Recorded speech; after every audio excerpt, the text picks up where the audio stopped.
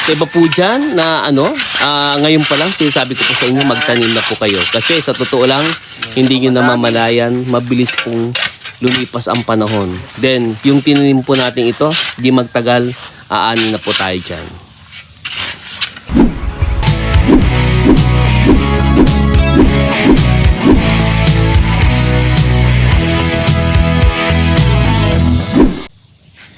Hello. Samahan niyo po kami dito sa ating farm, Tambayan Itisiro, Timanga. Ito po yung pinaka-centerpiece dito po sa parang pinakakulungan before ng mga bibi dito sa ating farm. This time po kasi magtatanim po tayo ng panibagong halaman po dito, no? Fruit bearing trees. Ito po yung chiko na nabili po doon sa Pantingan kasi namatay po dyan yung malaking duhat. Nasa 5 feet na yata yun, namatay. Ito po yung kaidaran po no? Ayan po. Lalim. So, nanggaling po kami doon sa Pantingan, sa Pilar, Bataan. Namili po kami ng grafted na chiko. Then, ito po yung atis na may malaking bunga. And ito po yung violet naman na ang tawag po dito. Ang tawag ba? Guava? Ang tawag doon? Bayabas. Ayan, bayabas. Nawawala po si garden body. Minsan hindi ko maalala yung mga term. Ayan po ha. Mas maganda yung pa dapat nilalagyan din ng ng tayo ng kalabaw. Pero ito po, tatandaan po ninyo ha. Ang pagtatanim po ng ganyan, so dapat sinisira yung plastic. Kasi yung plastic pong yan, hindi po kasi basta-basta po yan, nabubulok.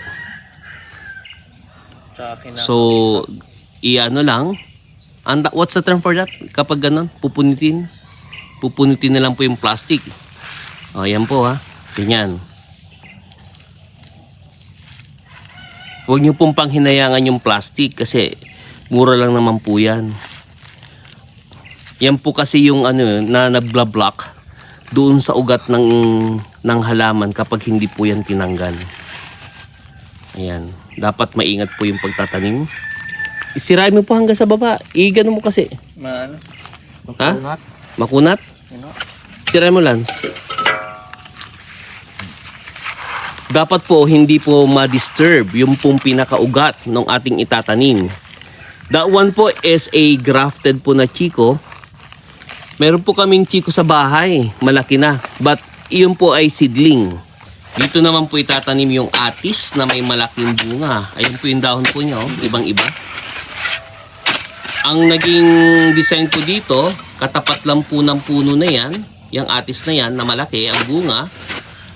Tatapat po natin dito sa may duhat. Ito po kasi yung yung ginawa ko po noon, matagal na po ito. Itlugan ng mga bibe para hindi po sila nag-aaway. Then I have there yung bougainvillea. That is, ilang bang to? Tama ba yun yung sinasabing 21 jewels? Ayan po ha. Meron din po ako ditong ponytail. Yan po, malaki na po yung pinakapuno niya, no? Tatandaan po ha. So dapat tinatanggal po yung plastic kasi magiging blockage po yun sa paglaki ng ugat ng ating itatanim. And dapat maingat sa pagtatanim kasi nga po, syempre, nandun pa lang sa part na nagre-recover yung halaman. So pagkatanim po dyan hanggat maaari, mamaya, pagsawain ng tubig para kahit papaano, medyo nakakatulong na yun sa kanyang paglaki, pag-recover. Ayan. Supposedly, dapat ito po, maganda po ito, merong tayo ng kalabaw Kaya lang, wala pong tayong kalabaw po ngayon, kaya asakan na lang po siguro. Meantime, ganyan po dahil maganda man yung lupa, kaya tabunan muna ng lupa galing dyan sa tabi niya. So, ayan po yung atis na may malaking bunga. Then siguro, maybe after 3 years, update ko po kayo. For sure, mabumunga na po yan. So iba po dyan na ngayon pa lang sinasabi ko po sa inyo magtanim na po kayo. Kasi sa totoo lang, hindi nyo namamalayan, mabilis pong lumipas ang panahon. Then yung tinanim po natin ito, di magtagal, aani na po tayo dyan.